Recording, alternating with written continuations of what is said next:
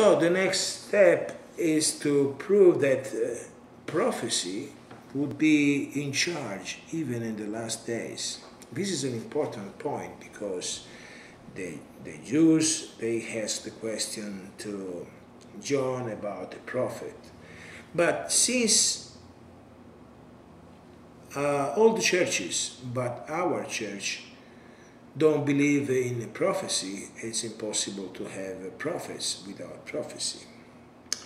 They based their idea on 1 Corinthians chapter 13 verse 8, which reads, charity never failed, but whether there be prophecies, they shall fail.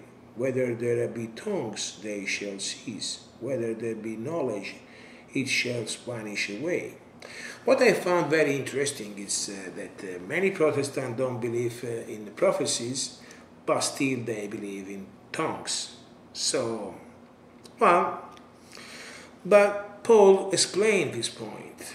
For we know in part, and we prophesy in part. But when the which is perfect is come, then which is in part shall be done away. Oh, so has that which is perfect already come? Certainly not. It is interesting to note that Paul in chapter 14 of the same letter exhorts us to follow after charity and desire spiritual gift, but rather that we may prophesy. Also in verse 22, he tells us, wherefore tongues are for a sign, not to them that believe, but to them that believe not. But prophesying serveth not for them that believe not, but for them which believe.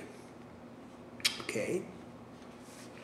Also, it's very interesting about this because the scriptures in the Bible are clearly referring that prophecy and prophets are necessary. In fact, to conclude this debate about the gift of prophecies, let me quote Revelation 10, verse 11, because many people are saying that after Revelation there should be no more prophecy.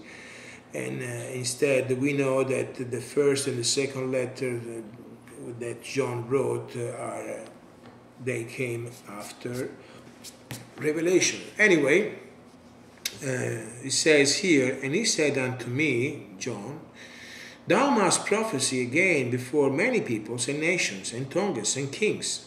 Well, by the way, where are those prophecies? And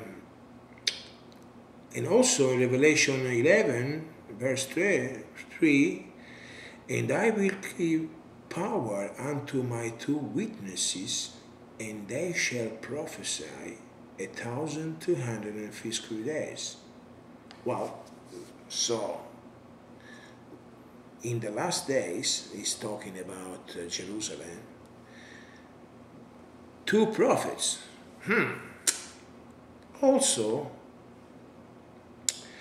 Revelation 19 verse 10 says, the testimony of Jesus is the spirit of prophecy. If the testimony of Jesus is the spirit of the prophecy, who can be a Christian if they don't believe in the spirit of prophecy? It's a good question, right? Now,